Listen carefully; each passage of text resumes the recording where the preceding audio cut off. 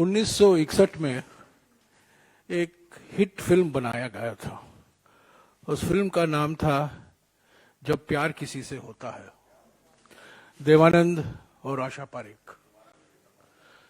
और उस फिल्म का एक हिट गाना था, आपको भी याद होगा, 100 साल पहले मुझे तुमसे प्यार था, आज भी है कल भी रहेगा।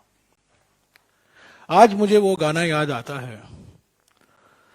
100 सवाल पहले जेपीसी की मांग थी, आज भी है और कल भी रहेगी। आज आप जानते हैं कि 5 फरवरी से रोज हम 3 सवाल प्रधानमंत्री से पूछते आ रहे हैं। आज 100 सवाल पूरे हो गए। ये सवाल हम अडानी से नहीं पूछ रहे हैं, ये सवाल हम प्रधानमंत्री जी से पूछ रहे हैं, सरकार से पूछ रहे हैं। इन 100 सवालों के बारे में जो संदर्भ है, कैसे तैयार किया गया, मेरे साथी अमिताभ दुबे इस पर आपको जानकारी देंगे, क्योंकि ये पिछले 1.5 महीने से सुबह, दोपहर, शाम, रात इन सवालों में लगे हुए हैं। मैं कहना चाहता हूं कि सुप्रीम कोर्ट ने जो समिति बिठाई है, विशेषज्ञों की समिति, जाने माने विशेषज्ञ हैं, ये समिति अडानी केंद्रित समिति है। ये अडानी से सवाल पूछेंगे। हम जो सवाल कर रहे हैं अडानी से नहीं कर रहे हैं, हम प्रधानमंत्री जी से कर रहे हैं, सरकार से कर रहे हैं। ये सवाल सुप्रीम कोर्ट की समिति द्वारा नहीं किया जा सकता। वो सोचेंगे भी नहीं, उनको हिम्मत भी नहीं होगी इन सवालों पर विचार करने के लिए। ये सिर्फ जेपीसी में ही उठाया जा सकता है।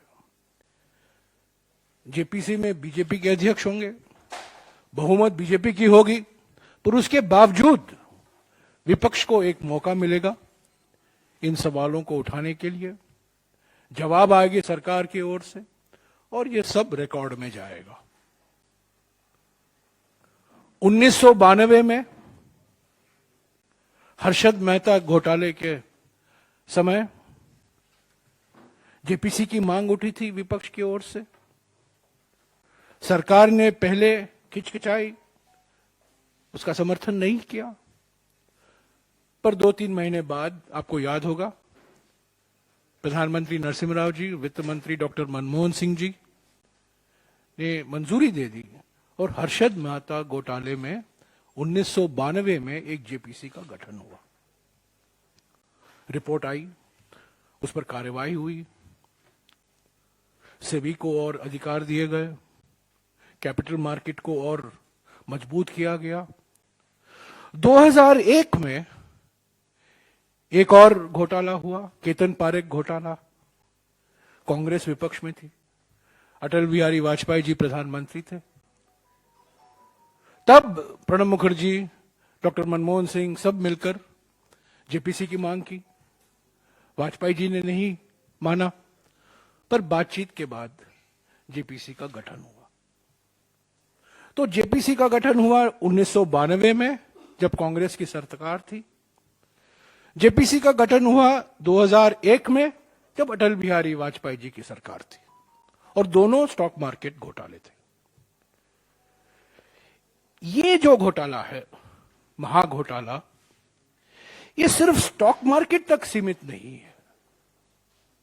ये सरकार की नीयत और सरकार की नीतियों से संबंधित है।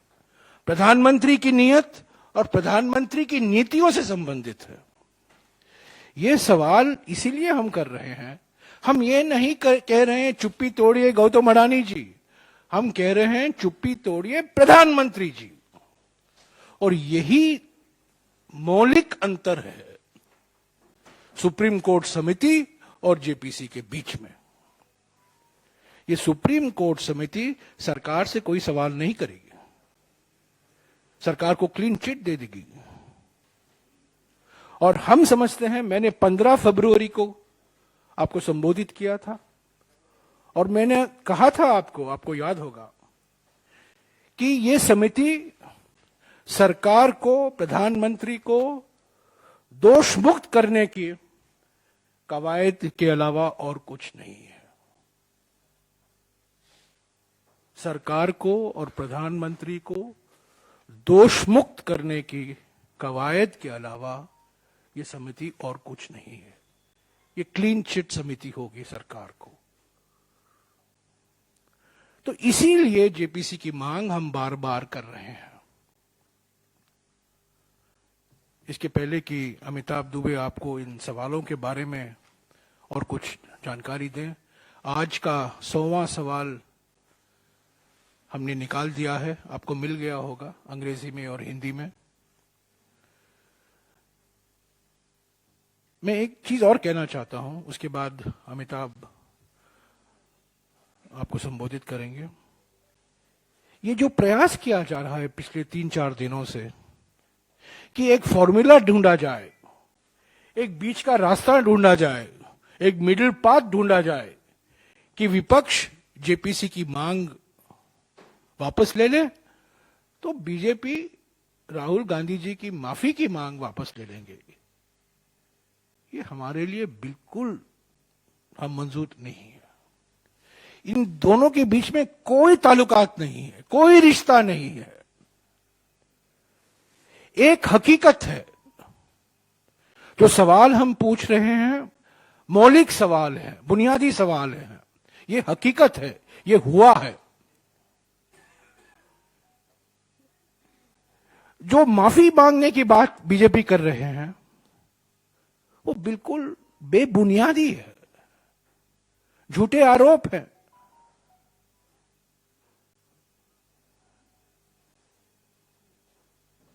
तो इन दोनों के बीच में ये कहना कि आप ये वापस लीजिए तो हम माफी मांगने की बात वापस लेंगे, हम सौदा करने के लिए तैयार नहीं है। इन दोनों के बीच में कोई रिश्ता नहीं है। राहुल गांधी जी ने स्पीकर को लिखा है, लोकसभा के रूल 357 के तहत उन्होंने मांग की है कि उनको एक मौका दिया जाए बोलने का, उनका लोकतांत्रिक हक बनता है। स्पीकर उस पर क्या निर्णय लेंगे वक्त ही बता पाएगा। पर यह कहना कि एक फॉर्मूला है, ये फॉर्मूला हम पहचानते नहीं हैं, हम स्वीकारते नहीं हैं। यह हमसे बिल्कुल सहमत नहीं है, क्योंकि ये जमीन आसमान का फर्क है जेपी किसी की मांग और माफी की मांग के बीच में। ये माफी की मांग जो बात आ रही है बार बार, ये इसीलिए कहा जा रहा है ताकि ध्यान अडानी घोटाले से हटाया जाए, ताकि जो प्रधानमंत्री की प्राथमिक जिम्मेदारी है, नियत है, नीतियां हैं, जिसकी वजह से यह घोटाला हुआ है, उससे ध्यान हटाया जाए। डिस्टॉर्ट, डिफेम, डाइवर्ट, प्रधानमंत्री की भाषा में इस्तेमाल कर रहा हूं। 3D, प्रधानमंत्री 3D, 5T, 4S ऐसे बोलते रहते हैं। मैं प्रधानमंत्री को कहना चाहता हूं 3D है, डिस्टॉर्ट, डिफेम एंड डाइवर्ट। उन्होंने राहुल गांधी जी के बयानों को डिस्टॉर्ट किया, राहुल गांधी जी को डिफेम किया, बदनाम किया, और अभी डाइवर्ट करना चाहते हैं अडानी के मामले से। तो मैं अमिताभ दुबे जी से निवेदन करूंगा कि आपको कुछ जानकारी दें इन 100 सवालों के बारे में और आगे क्या रास्ता होगा इन 100 सवालों को लेकर। अमिताभ। थैंक यू जयराम जी। जैसे कि जयराम जी ने कहा, आज हमने 99 सवाल प्रधानमंत्री जी से पूछ रखे हैं और आज 100 नंबर का सवाल है।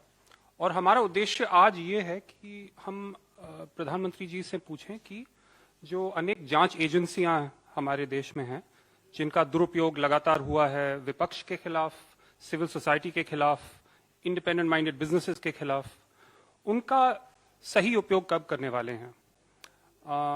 आपको मैं याद दिलाऊंगा कि 2016 में 5 सितंबर 2016 में चीन में G20, आजकल G20 की मीटिंग चल रही है यहाँ पे, चीन में G20 की मीटिंग के समय मोदी जी ने क्या कहा था। We need to eliminate safe havens for economic offenders, track down and unconditionally extradite money launderers, and break down the web of excessive banking secrecy that hides the corrupt and their deeds. अब आप सब जानते हैं कि क्या क्या इसके बाद निकला है अडानी ग्रुप के बारे में। हिंडनबर्ग रेवलेशंस के बाद कई पत्रकारों ने लगातार इसकी कवरेज की है और काफी कुछ निकल के आया है।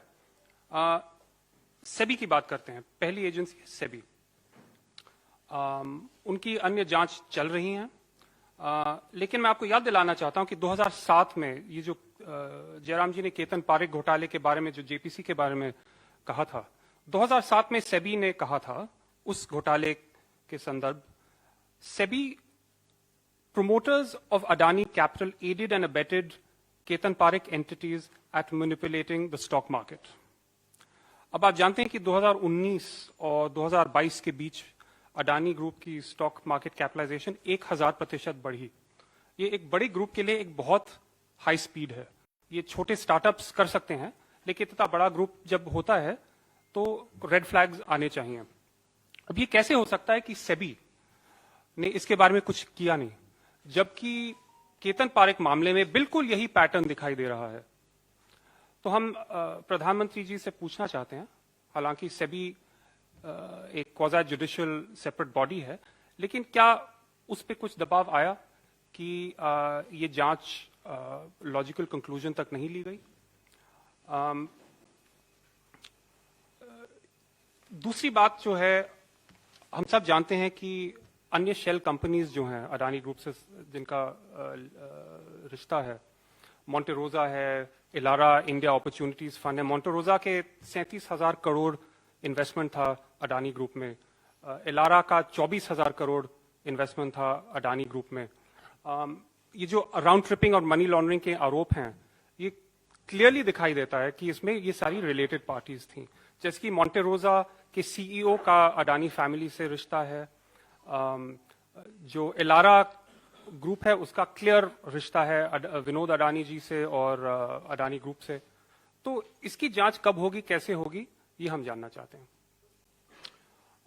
अब इन्फोर्समेंट डायरेक्टरेट को लीजिए। जैसे कि मैंने कहा, इन्फोर्समेंट डायरेक्टरेट ने तो कई केसेस लगा रखे हैं विपक्ष के खिलाफ। ईडी का लक्ष्य है money laundering, foreign exchange violations और इकोनॉमिक फ्यूजिटिव्स पे जांच करना। मैं आपको 2 उदाहरण देता हूं।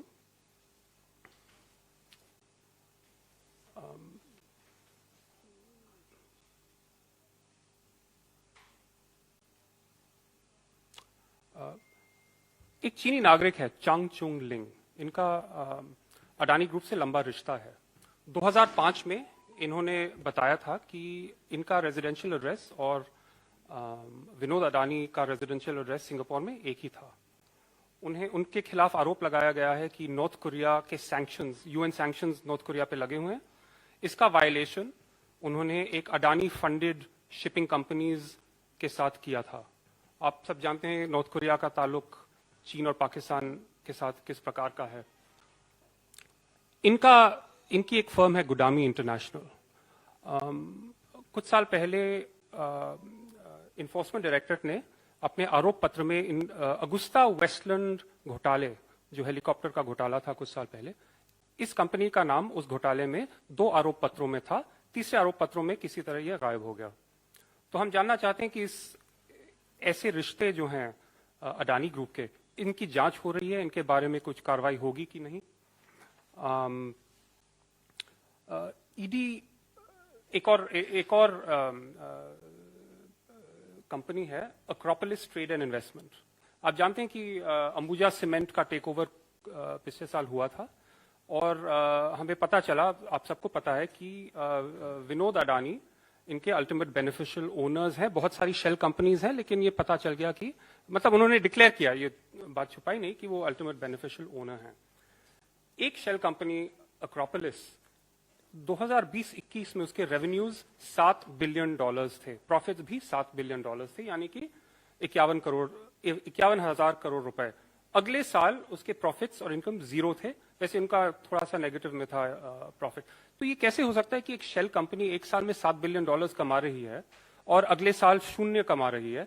एक बड़ी महत्वपूर्ण कंपनी का ओनरशिप है, भारत की एक महत्वपूर्ण कंपनी का सीमेंट सेक्टर में, और ये सारी हरकतें हो रही हैं और इसकी कोई जांच नहीं है, इसके बारे में कुछ कहा नहीं जा रहा है।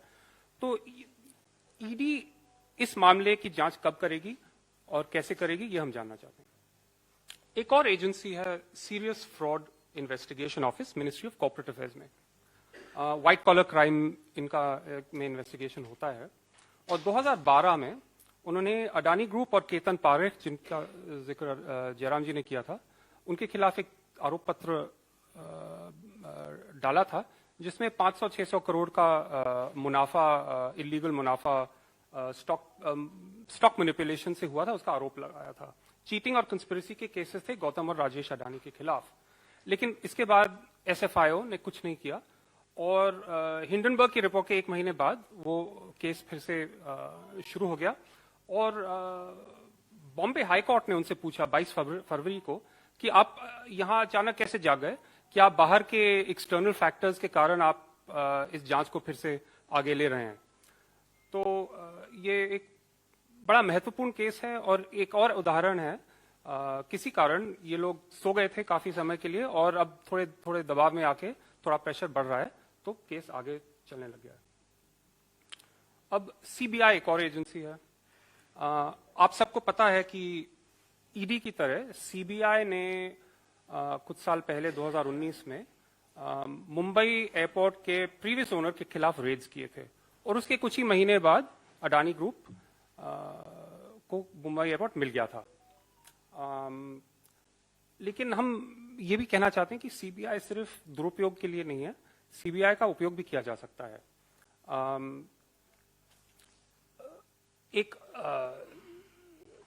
एक उदाहरण है झारखंड का, एक केस कि झारखंड में अडानी ग्रुप का गोड्डा में एक पावर प्लांट बना है, वो बांग्लादेश के लिए।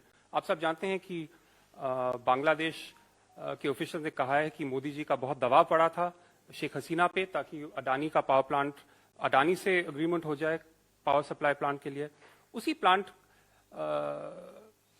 के संबंध में झारखंड की एक पॉलिसी होती थी कि जो भी प्लांट हमारे राज्य में बनेगा उसका 25% पावर सब्सिडाइज रेट पे स्टेट ले पाएगा। इस पॉलिसी को बदलाया गया, एक ही कंपनी का फायदा हुआ, और वो था अडानी ग्रुप। और फायदा, एक कैलकुलेशन है कि 25 इयर्स जो पावर प्लांट का लाइफ स्पैन है, 7,500 करोड़ का फायदा होगा अडानी ग्रुप का।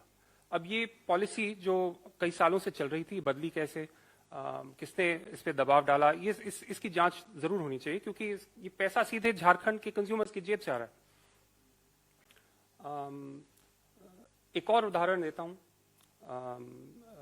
सीबीआई की एक इंक्वायरी हुई थी कि दुबई बेस्ड एक कंपनी ने साउथ कोरिया और चीन से 9,000 करोड़ का पावर इक्विपमेंट खरीदा था, लेकिन उसका एक्चुअल वैल्यू 3,500 करोड़ निकला, 3,600 करोड़ निकला। तो ये ओवर इन्वॉइसिंग का केस था, और डीआरआई, रेवेन्यू इंटेलिजेंस और सीबीआई ने इसकी जांच की थी, और ये क्वांटिफाई भी किया था कि 5,500 करोड़ साइफन आउट हुआ है इंडिया के, और सीधे विनोद अडानी से लिंक्ड कंपनीज को फायदा हुआ है।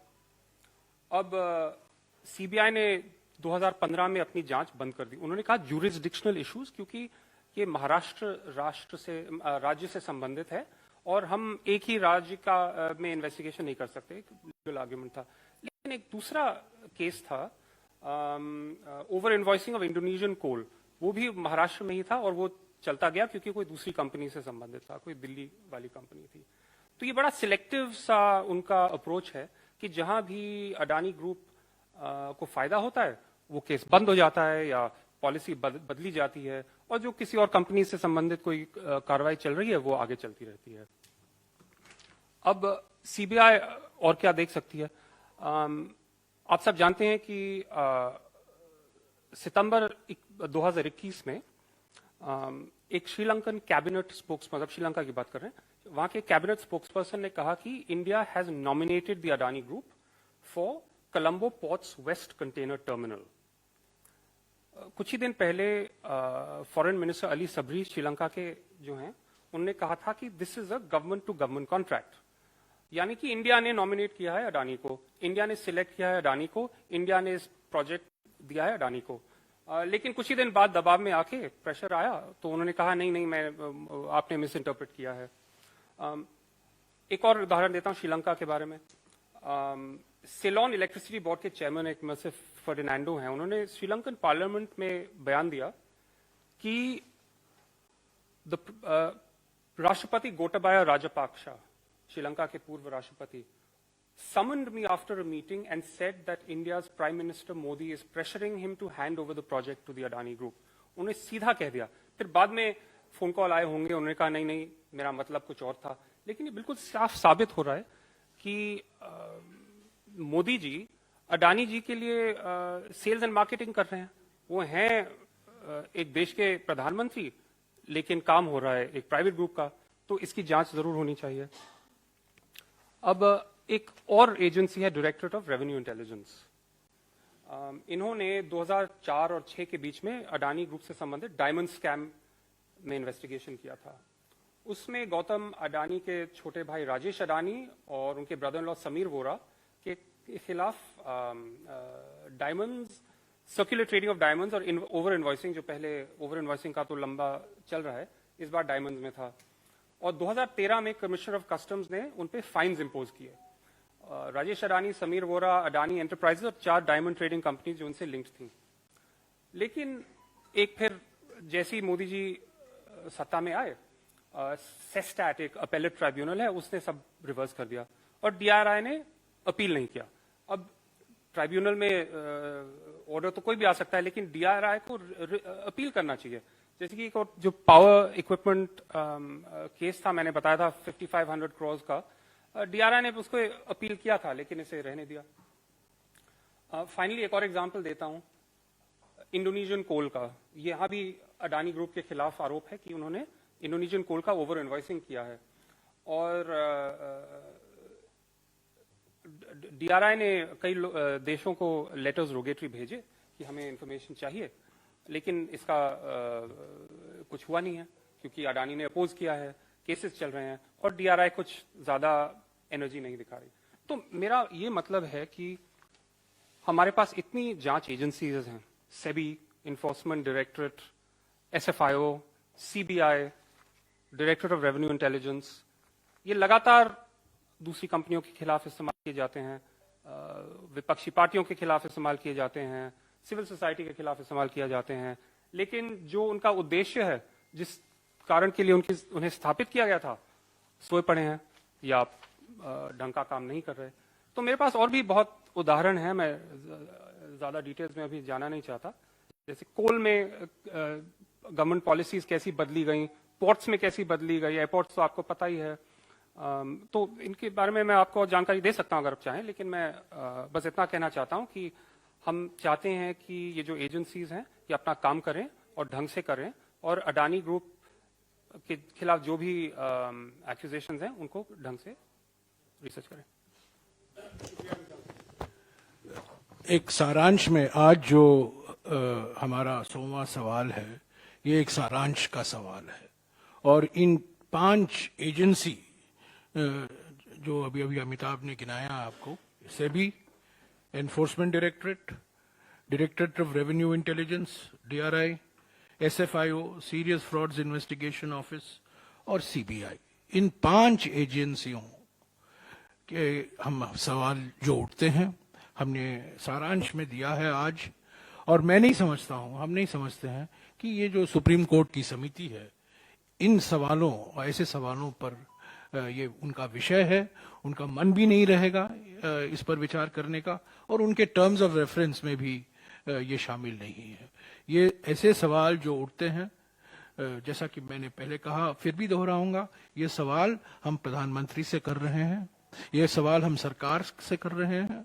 ये सवाल जो उठते हैं उनकी नीयत और नीतियों पर उठती हैं, और ये सवाल सुप्रीम कोर्ट की समिति द्वारा जवाब नहीं मिल सकता। मिसाल के तौर से जिस तरीके से हवाई अड्डों का निजीकरण हुआ है, नीति आयोग ने कहा कि सिर्फ एक कंपनी को 2 हवाई अड्डे के ऊपर नहीं देना चाहिए, पर सारे के सारे 6 जो बेचे गए हैं वो सिर्फ एक ही ग्रुप यानी कि अडानी ग्रुप को बेचे गए हैं। बंदरगाहों का निजीकरण जो हो रहा है, जो आप देख रहे हैं, इसके सवाल सिर्फ जेपीसी के माध्यम से ही इस पर रोशनी डाल सकते हैं, और इसका जवाब जो निकलेगा सिर्फ जेपीसी में जो बातचीत होती उसी से निकल सकता है। तो साथियों, ये आज रहा हमारे लिए तो एक मील पत्थर है। हमने जब शुरुआत की थी हम उम्मीद नहीं रखते थे कि हम 100 पहुंच पाएंगे, पर हमें इतना मटेरियल मिला और इतने कई क्षेत्रों में हमें जानकारी देते रहे कि हमें अभी मुश्किल पड़ा जिसको हमें शामिल करना है और जिसको हमें थोड़ा अभी के लिए पीछे रखना है। तो ये रहे हैं 100 सवाल प्रधानमंत्री से अडानी घोटाले के बारे में, जो सिर्फ जेपीसी ही इस पर विचार कर सकती है। हमारी मांग है कि जेपीसी का गठन हो। ये मांग बरकरार रहेगा पार्लियामेंट के अंदर और पार्लियामेंट के बाहर। शुक्रिया। आपने 100 सवाल पूछ लिए, सरकार आपके एक सवाल का भी नोटिस नहीं ले रही है। सरकार ने एक मिनट सरकार ने बीच में कहीं नोटिस लिया है। मैं आपको मिसाल देता हूं। हमने सवाल उठाया था श्रीलंकन के विदेश मंत्री के बयान पर। जब हमने सवाल उठाया था, कुछ ही घंटों बाद और या अगले दिन उन मंत्री श्रीलंका के विदेश मंत्री का इंटरव्यू दूरदर्शन में आया और उन्होंने कहा कि भारत सरकार की कोई भूमिका नहीं है कि हमने अडानी को चुना। हालांकि उनका पहला इंटरव्यू अलग था। तो ये एक मिसाल है कि जो हम सवाल उठाए थे उसका कुछ असर उन्होंने सुना। हालांकि उन्होंने बोला नहीं कहीं, उन्होंने कुछ कहा नहीं लिखित रूप में या वक्तव्य के बयान और से उन्होंने कुछ कहा नहीं, पर कहीं ना कहीं लोग सरकार में इसको देख रहे हैं, पढ़ रहे हैं, और जहां कुछ डैमेज कंट्रोल हो सकता है वो डैमेज कंट्रोल कर सकते हैं। मिसाल के तौर से ये श्रीलंका के बारे में। इन सवालों को आप पार्टी का परिणति तक कैसे ले जाएंगे कि आपके ये सवाल जो उठाए हैं इसकी परिणति क्या होगी? नहीं, अभी देखिए ये 100 सवाल तो हमने उठाए हैं, इसको हमें आगे ले चलना है, राजनीतिक तौर से हमें ले चलना है। हमारे संगठन की ओर से हम इसको आगे ले चलेंगे। ऐसे तो प्रदर्शन हुए हैं, प्रोटेस्ट हुए हैं अलग अलग राज्यों में, पर देखते जाइएगा, ये हमारे लिए एक महत्वपूर्ण मुद्दा है, ये राजनीतिक मुद्दा है। ये सिर्फ स्टॉक मार्केट से जुड़ा हुआ नहीं है, ये सरकार की नीयत और सरकार की नीतियों से जुड़ा हुआ है। और इसको हम यहां तक ही नहीं रखेंगे, इसको हम जरूर राजनीतिक तौर से संगठन के माध्यम से इसको आगे ले चलेंगे, जनता के बीच में हम जरूर इसको ले जाएंगे।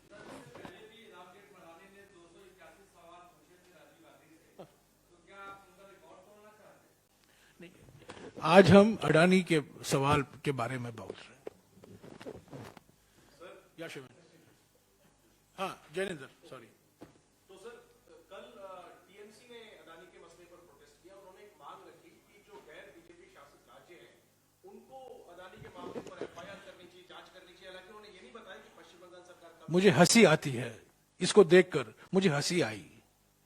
जिन्होंने ये सुझाव दिया है उनका एक ही मकसद है कि इस सरकार को क्लीन चिट मिले।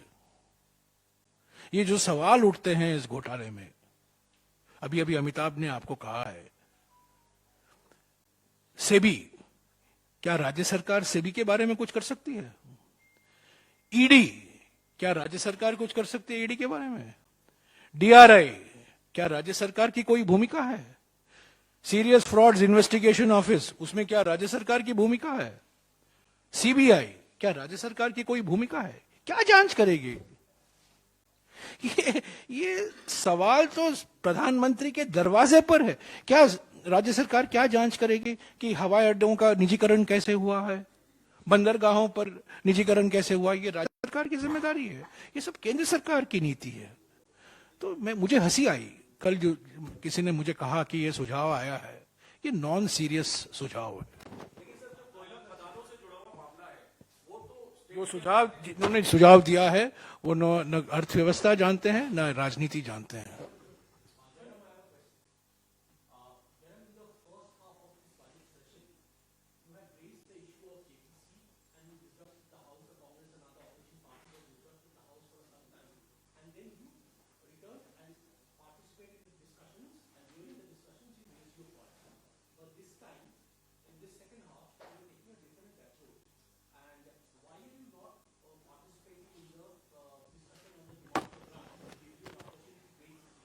It's a wrong question to ask. The House is not being allowed to function because the treasury benches, because the government is disrupting both houses of parliament. There is visual evidence for this. It's the government that, I can tell you what has happened in the Rajya Sabha yesterday. The chairman gave permission to the leader of the opposition to speak. The leader of the opposition got up twice. He was not allowed to speak. Under these circumstances, what cooperation can we give? In the Lok Sabha, Mr. Rahul Gandhi has been attacked. He has sought permission under Rule 357. He has met the speaker. He is not being allowed to speak. I mean, if you want a way out of this impasse, there is only one way out. That Mr. Rahul Gandhi is permitted under Rule 357 to make a statement. Mr. Ravi Shankar Prasad was allowed to make a statement in 2015 when charges were hurled at him by the then chief whip of the Congress party, Jyotiraditya Scindia, who is now, of course, a union minister. And Mr. Ravi Shankar Prasad was allowed to make, and Mr. Gandhi has quoted that precedent in his letter. So if the government is serious, allow him to make a statement, allow him to refute the baseless charges that have been hurled at him by senior ministers on the floor of the House, and then we will then the House will function. But the JPC linking the JPC demand, which goes back to the 5th. When did we start our questions, Amitabh? 5th of February.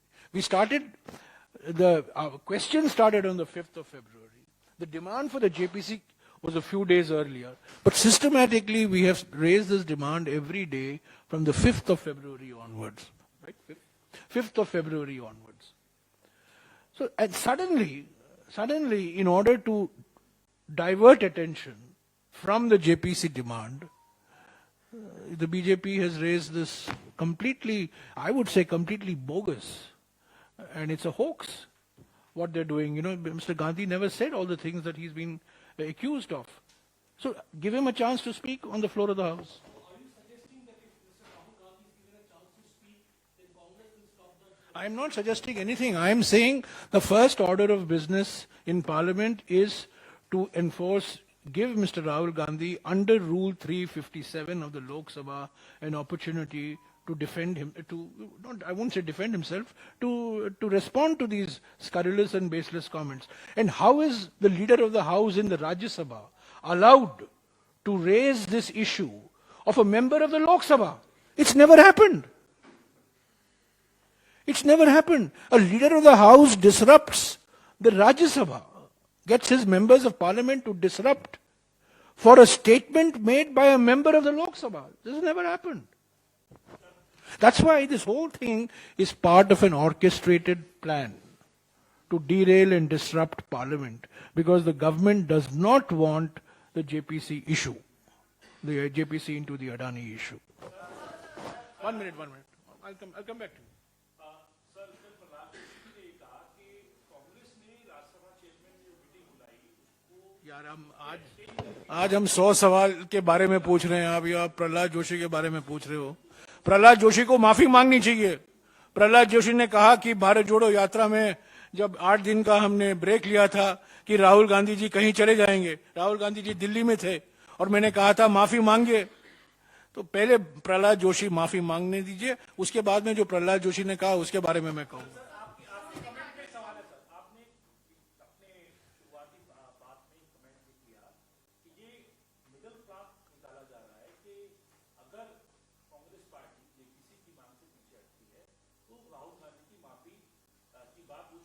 ये अगर मगर नहीं है, ये अगर मगर हमें कोई जानकारी नहीं है।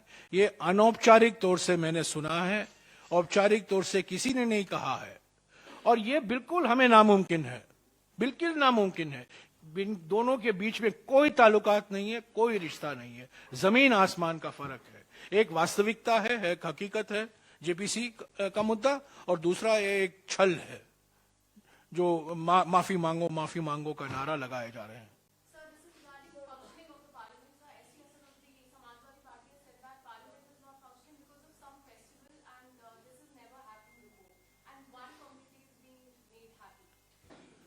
No, I mean, festivals are festivals, okay? Today was not meant to be a holiday when we got the original schedule for the festival.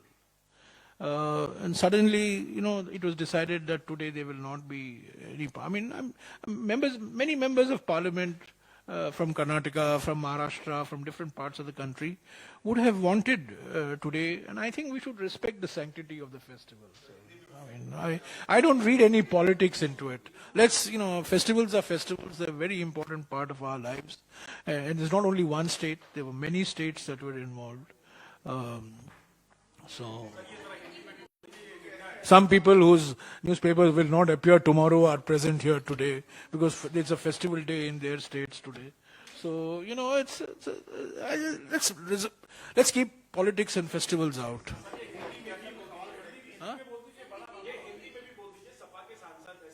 यार ये सवाल अंग्रेजी में किया गया था, इसीलिए मैंने अंग्रेजी में किया।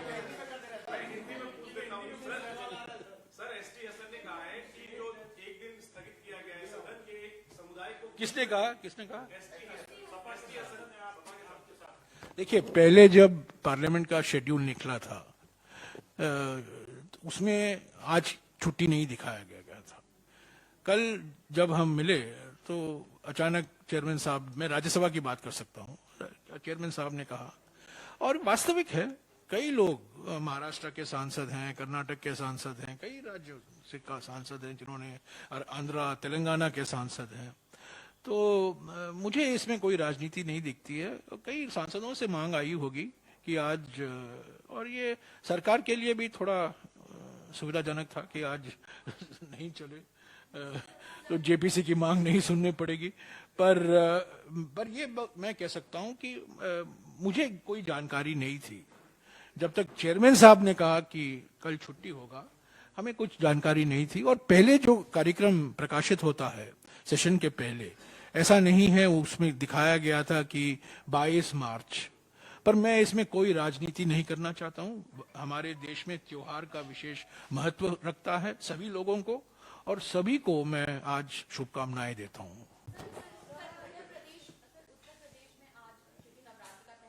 मैडम, ये त्योहारों के बारे में प्रेस कॉन्फ्रेंस नहीं है। आप अडानी, जेपीसी और सवाल पर पूछिए प्लीज। ये डाइवर्ट करने की कोशिश मत कीजिए।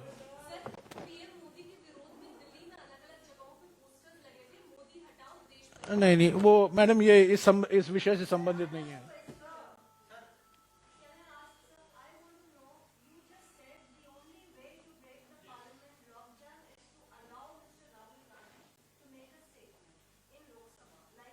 So let him make the statement, no?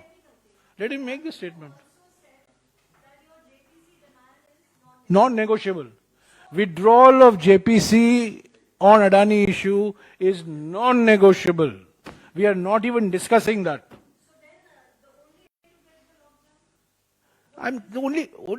Give him a chance to speak and then we can talk. But let me assure you, don't put words into my mouth.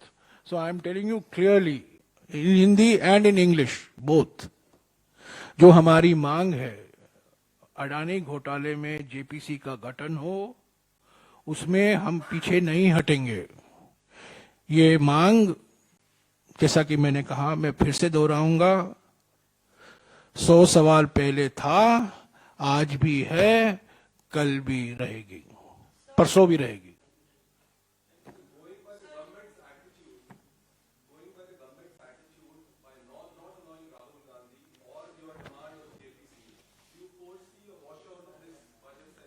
Do I foresee?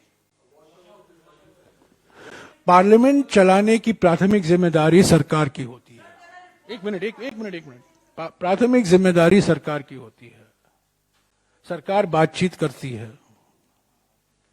और हमारी तो कोई बातचीत नहीं हुई है सरकार से, कोई बातचीत नहीं हुई। नमस्कार, मैं हूं मानक गुप्ता। अगर आपको हमारा ये वीडियो पसंद आया हो तो इसे लाइक और शेयर जरूर करें और हां, हमें सब्सक्राइब और फॉलो करना ना भूलें ताकि आप देश और दुनिया की कोई खबर मिस ना करें। तो जुड़े रहिए हमारे साथ और देखते रहिए न्यूज़ 24।